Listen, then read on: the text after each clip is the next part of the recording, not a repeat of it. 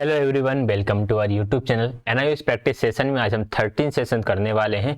इसमें हम previous year में कुछ क्वेश्चंस पूछे गए हैं आधुनिक शिक्षा प्रणाली से, तो हम उन क्वेश्चंस को इस वीडियो में डिस्कस करने वाले हैं। इसके साथ साथ एनआईओएस समरी हम कर चुके हैं।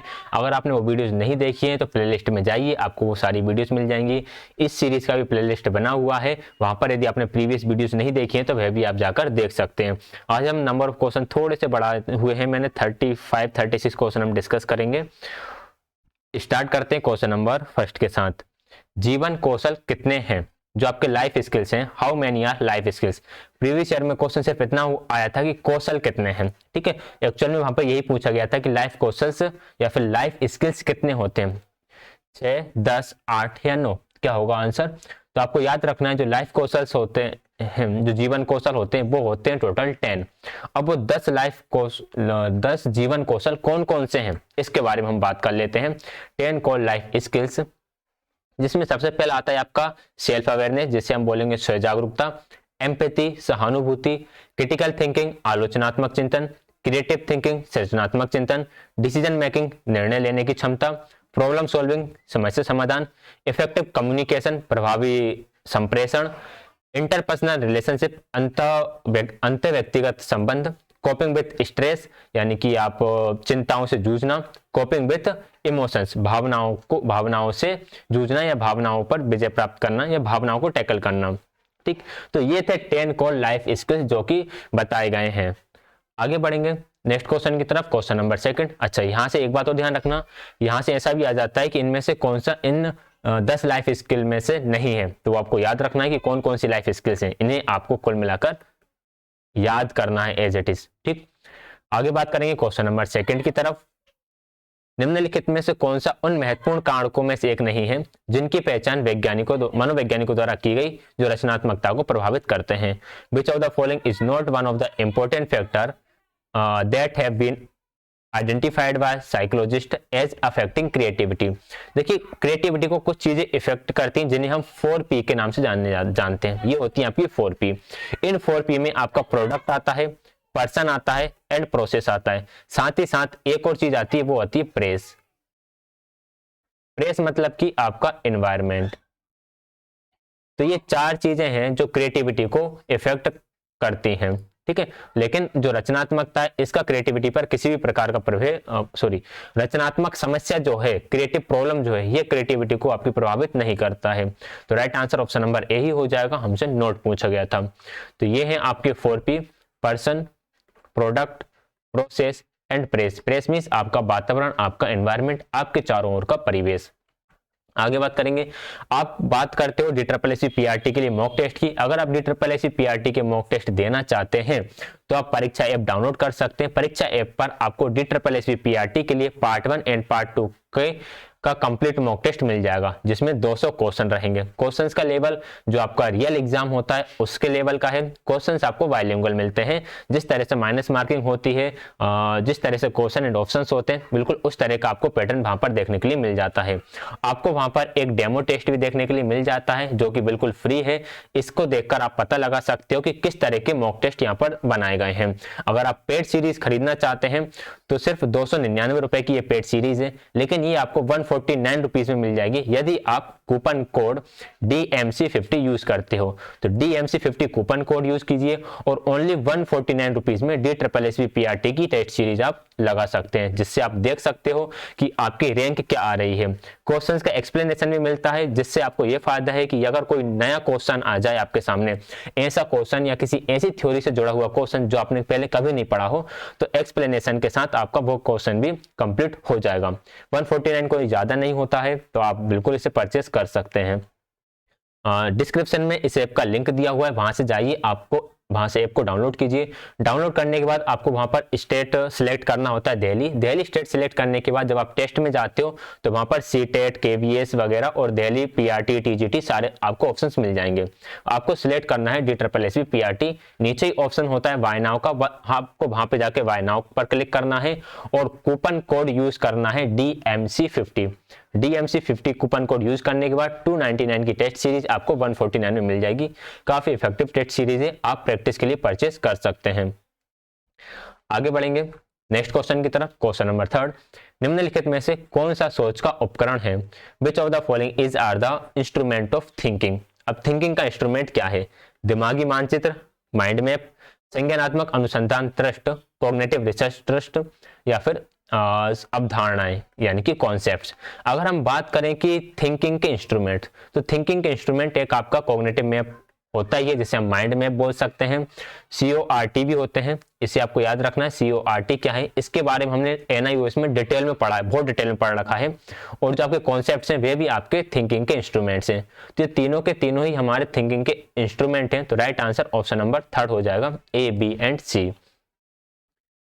अब हम बात कर लेते हैं CORT क्या क्या है। तो फर्स्ट इसमें आता है PMI, plus minus interesting. Next इसमें CAF, consider all factor, OPV, other people's view, FIP, first important priorities, C&S, consequence and sequels, AGO, aims goal and objectives, and APC, alternatives, possibilities and choice. तो ये आपके कुछ CORT है, ठीक। लेकिन आपको ध्यान रखना है कि यदि आपको इसको डिटेल में पढ़ना है तो आप NIOS की सीरीज देखिएगा, वहां पर इसके बारे में डिटेल में बताया हुआ है मैंने।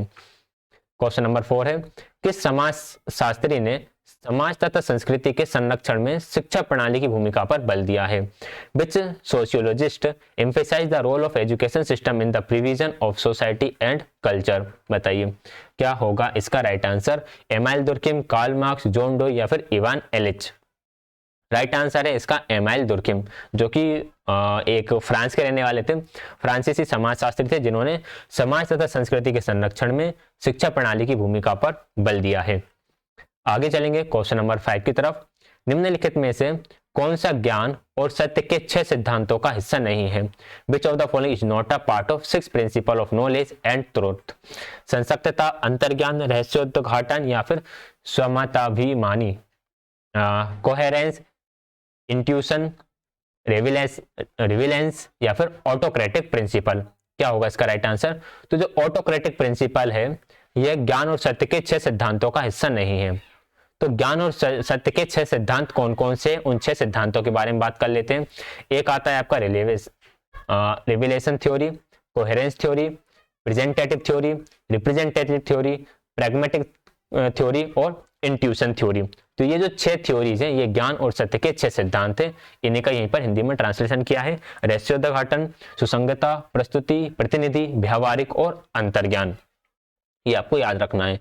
अगर स्वमताभिमान आ जाए, हठ धर्मिता आ जाए, तो ये चीजें आपके सत्य और ज्ञान के सिद्धांतों के अंदर नहीं आती हैं। क्वेश्चन नंबर 6 है, इस समाजशास्त्री ने धर्म को पवित्र चीजों से संबंधित मान्यताओं तथा परंपराओं की एकीकृत प्रणाली के रूप में परिभाषित किया है? Which sociologist has defined religion as a unified system of beliefs and traditions related to sacred thing? MacIver Page, Parsons, Durkheim, या फिर कार्ल मार्क्स? तो बताइएगा किस समाजशास्त्री ने पवित्र चीजों से संबंधित मान्यताओं और परंपराओं की एकीकृत प्रणाली के रूप में धर्म को परिभाषित करा है? तो ऑप्शन नंबर 6 का right answer option number C हो जाएगा। अगेन जैसे इसका भी एमाइल दुर्किम था, इसका आंसर भी आपका एमाइल दुर्किम ही है। अब ये जो स्टेटमेंट वाले क्वेश्चन है ये आपके गलत हो सकते हैं। 1 से 2 क्वेश्चन आपके ऐसे पूछे जाएंगे, अगर आप इनको स्किप भी कर दो तो भी कोई दिक्कत नहीं है। क्वेश्चन नंबर 7 है, शिक्षा का उद्देश्य होना चाहिए। The aim of education should B?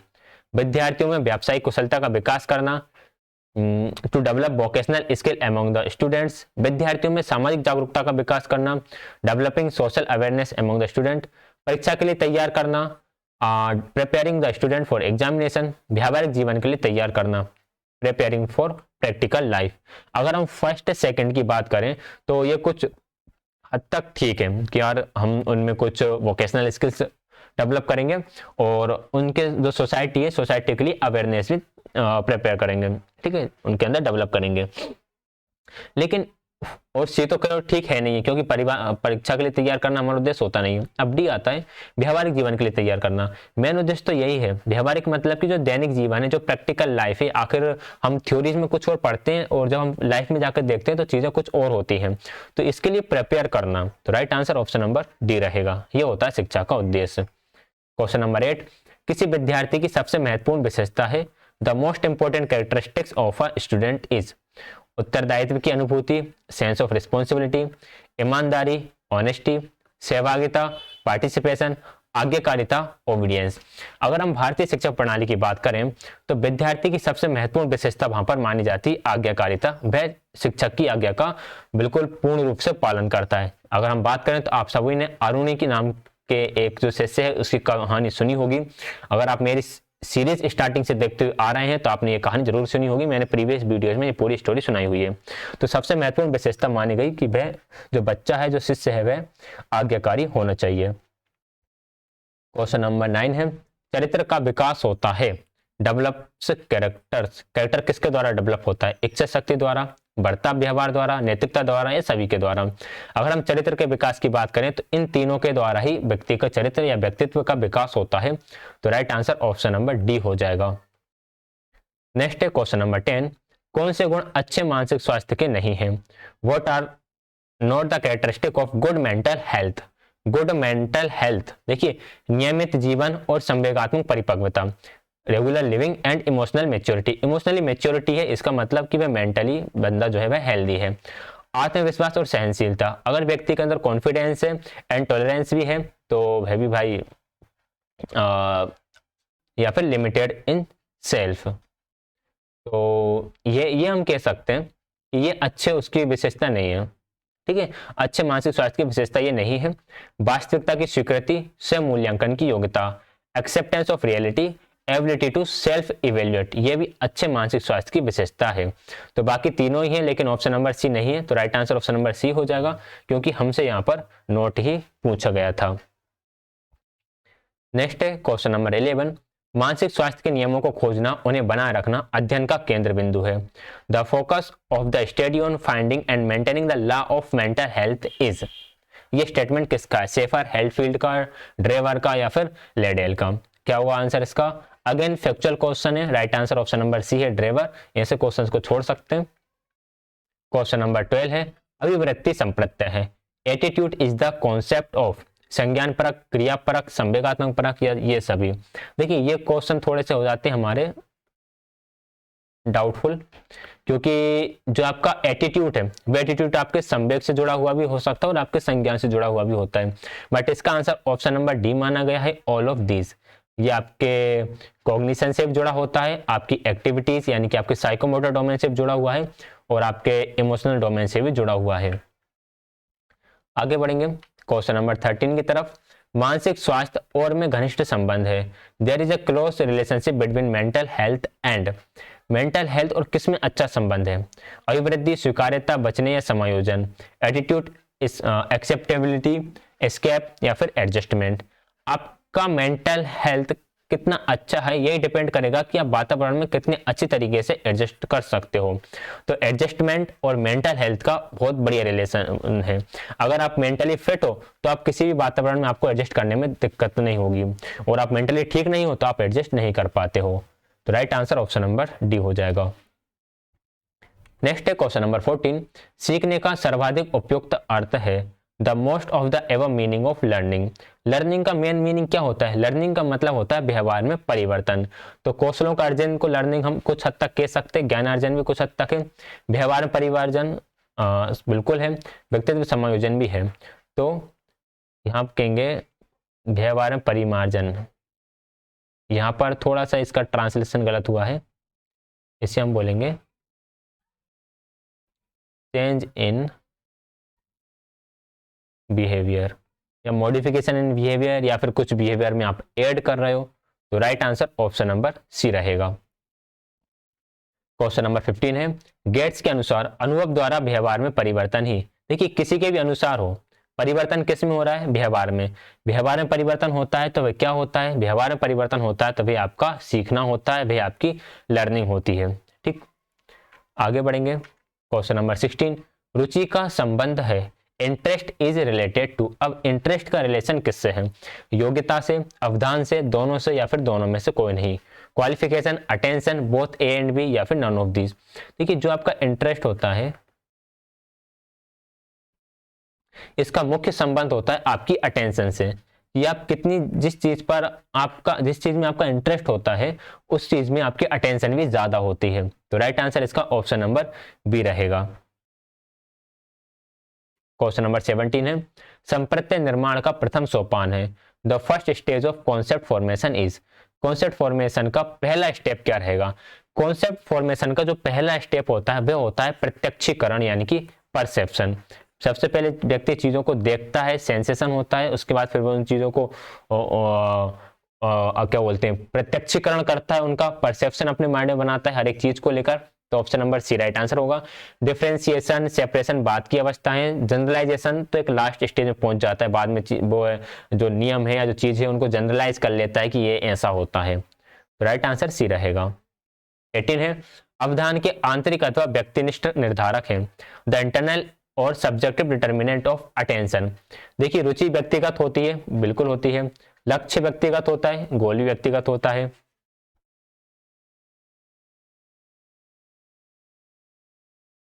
फिर आ जाएगा आपका अभिवृत्ति व्यक्तिगत होता है, एटीट्यूड भी आपका व्यक्तिगत होता है। तो ये तीनों ही चीजें व्यक्तिगत होती हैं। उद्दीपन वस्तु ये आपकी एक्सटर्नल होती है, तो इसे हम ऑब्जेक्टिव कह सकते हैं। प्रकाश, ध्वनि, गंध ये भी आपकी एक्सटर्नल होती हैं। पुरस्कार, दंड, प्रोत्साहन भी आपका एक्सटर्नल होता है। तो right answer option number A रहेगा। क्वेश्चन नंबर 19 है, ध्यान आकर्षित होने में की प्रमुख भूमिका होती है।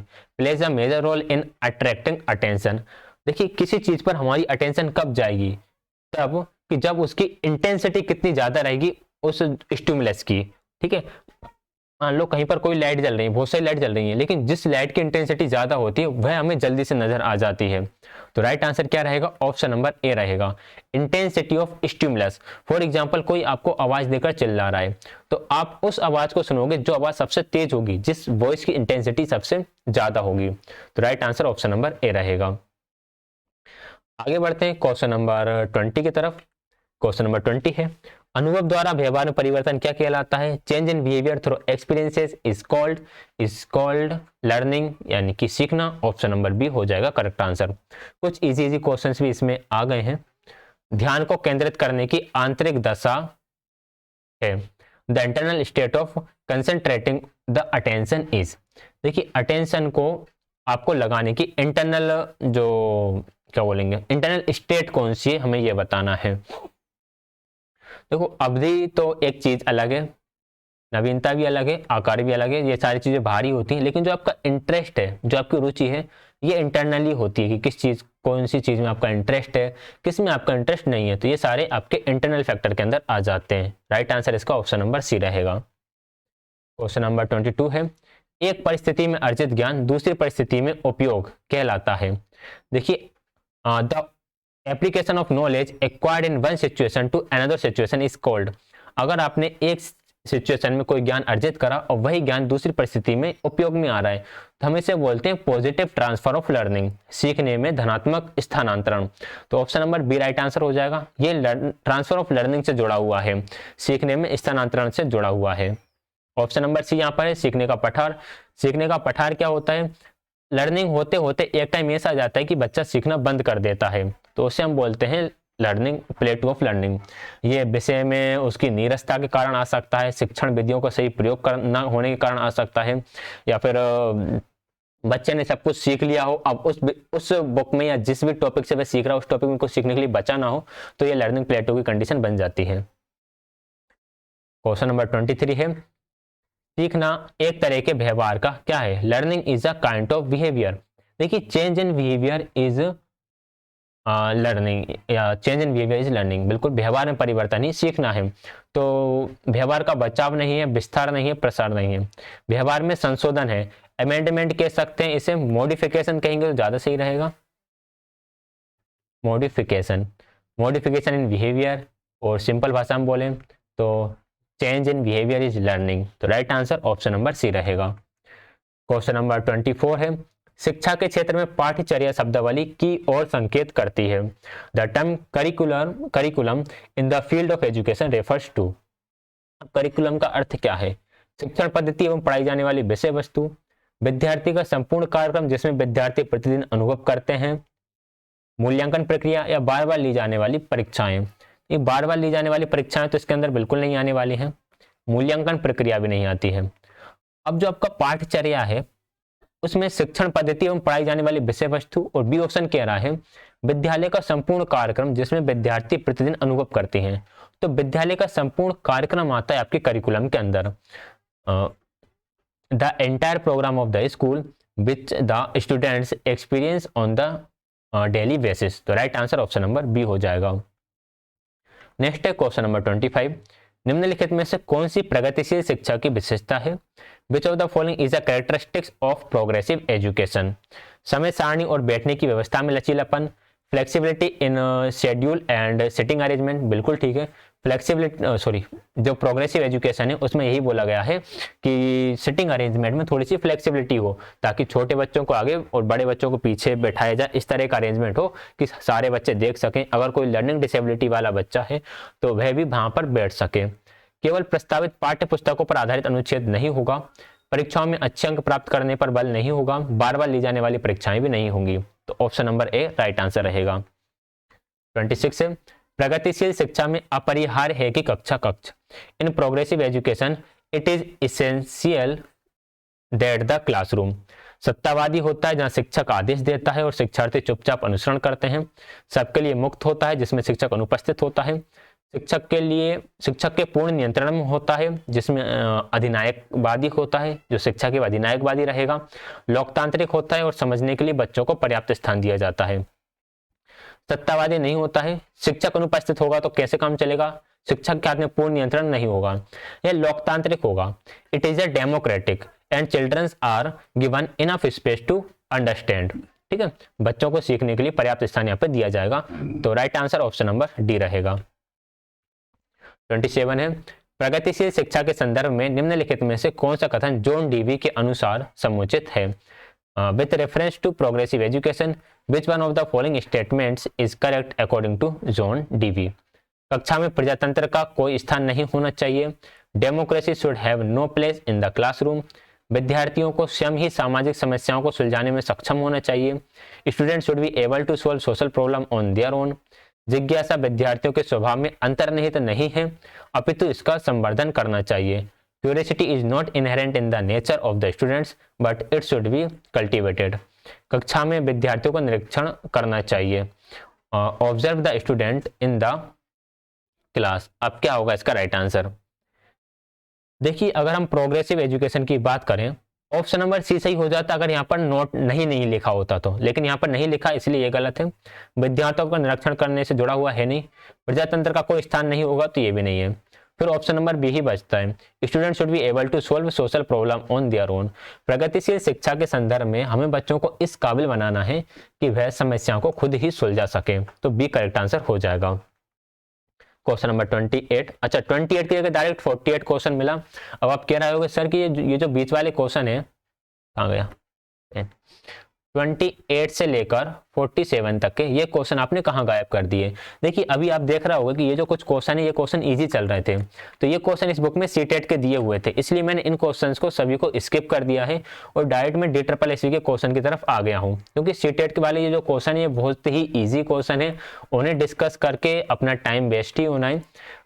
तो हम ये वाले क्वेश्चन डिस्कस कर लेते हैं जो DSSC में प्रीवियस ईयर में आए हुए हैं, ताकि आपकी थोड़ी और अच्छे से प्रैक्टिस हो जाए, थोड़ी और अंडरस्टैंडिंग बढ़ जाए। तो इसलिए मैंने इन क्वेश्चंस को स्किप कर दिया है, बीच वाले क्वेश्चंस को, और नंबरिंग वही रखिए जो नंबरिंग बुक में है। बुक का नाम पूछते कई लोग, टाइटल में बुक का नाम दे रखा है, मैंने डिस्क्रिप्शन में दे रखा है कि किस बुक से मैं क्वेश्चन डिस्कस कर रहा हूँ। हिमांशु सिंह की जो 4000 MCQs वाली बुक है उससे क्वेश्चन डिस्कस कर रहा हूँ। फिर भी कई लोग कमेंट करके पूछते हैं सर आप ये क्वेश्चन किस बुक से डिस्कस कर रहे हो। इलाहाबाद है। 48 है, भारतीय सरकार द्वारा अपनाई गई राष्ट्रीय शिक्षा नीति 1986 में शिक्षा के निम्नलिखित पहलुओं पर बल दिया गया। The national policy of teacher education 1968 adopted by the government of India emphasise the following aspects of teacher education. तो टीचर एजुकेशन के कौन से एस्पेक्ट्स पर बल दिया गया था? यहाँ पर शिक्षकों के लिए पर्याप्त परिलब्धियां और शैक्षणिक स्वतंत्रता पर, on adequate remuneration and academic freedom for teacher, बिल्कुल ठीक है, उपलब्धियां प्रदान किए जाए शिक्षक को और उसको एक शैक्षणिक स्वतंत्र भी हो।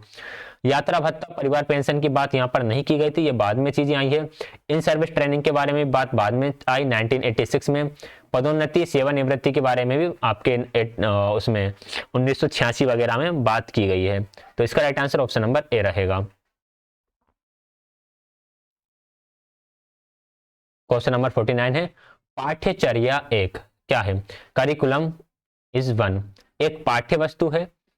शिक्षक को क्या करना है और क्या नहीं करना है इसकी एक किताब है। A book of does and doesn't for teachers, अध्ययन का एक कार्यक्रम है वो प्रोग्राम ऑफ स्टडी।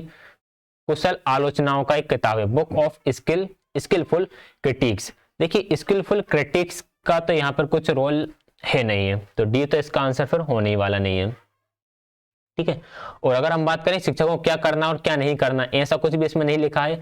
एक पाठ्य वस्तु भी है, बिल्कुल भी नहीं है। अब ये कह सकते हैं कि अध्ययन का एक कार्यक्रम है, आपको किस तरह से पढ़ाना है, किस तरह से आपको टीचिंग करना है, इसका एक प्रोग्राम प्रोवाइड कराता है हमें करिकुलम। तो right answer option number C हो जाएगा। नेक्स्ट है क्वेश्चन नंबर 50, संस्थागत योजना पर आधारित होना चाहिए। Institutional planning should be based on, लक्ष्य और आवश्यकता पर, गोल्स एंड नीड्स पर, समय सारणी पर यानी शेड्यूल पर, प्रशासन एडमिनिस्ट्रेशन पर, या फिर ओनली आवश्यकता यानी कि नीड पर।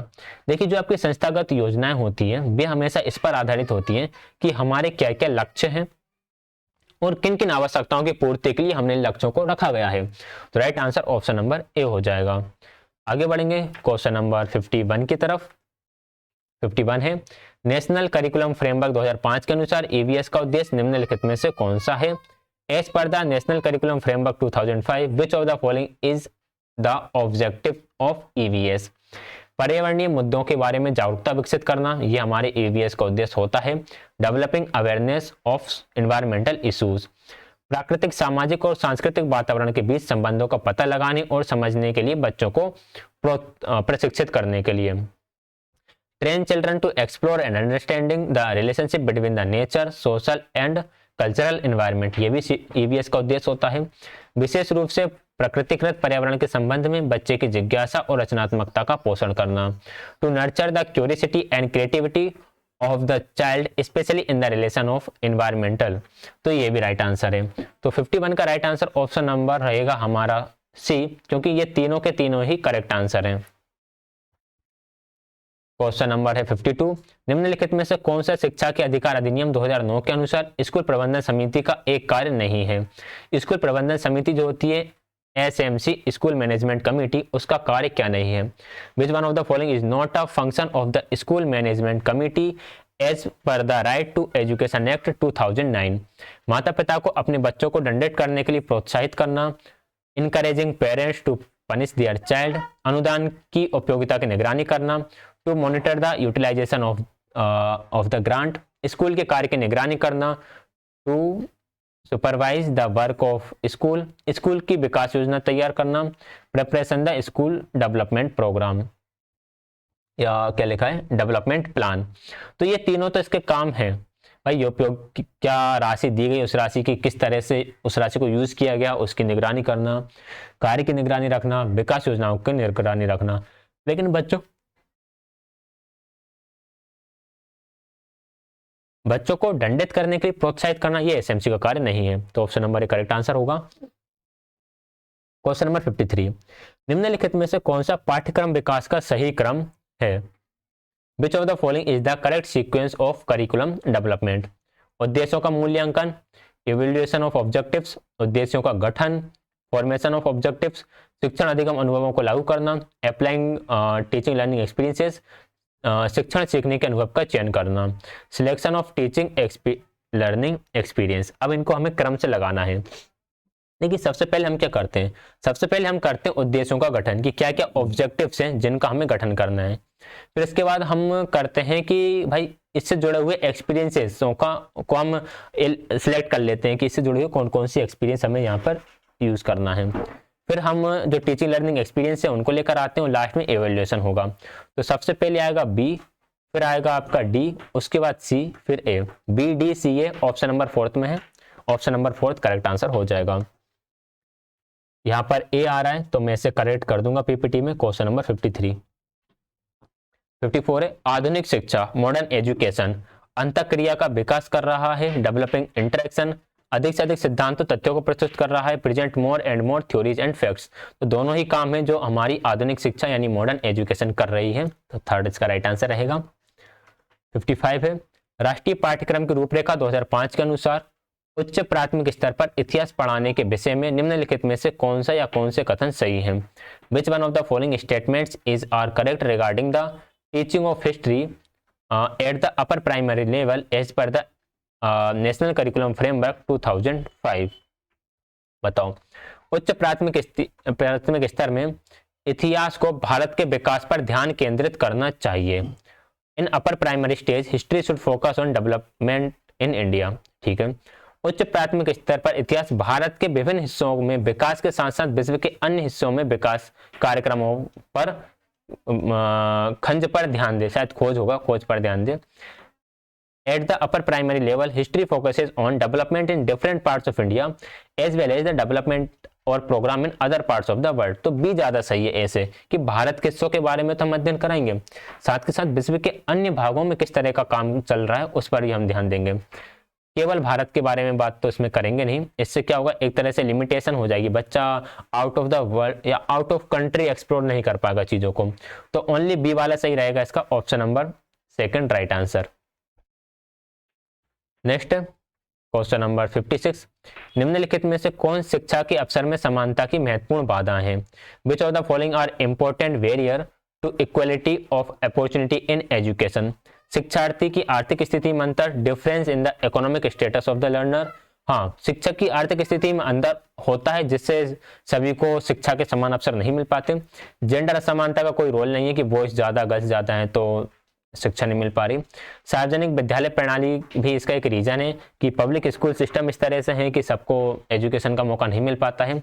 शैक्षणिक संस्थानों के मानकों में अंदर, इनके जो इंस्टीट्यूट्स हैं इनके स्टैंडर्ड्स में काफ़ी ज़्यादा डिफरेंस है, इस वजह से सभी को समान शिक्षा नहीं मिल पाती। जैसे अगर मैं हमारे यहाँ की बात करूँ तो कुछ स्कूल हैं जो MP बोर्ड चलाते हैं, फिर कुछ स्कूल हैं जो CBSE चलाते हैं, फिर कुछ स्कूल हैं जो ICSE होता है, शायद ICSE जो होता है उसे चला रहे होते हैं। तो भाई एजुकेशन का स्टैंडर्ड सभी स्कूलों में अलग अलग हो जाता है, इस वजह से समान शिक्षा सभी को नहीं मिल पाती।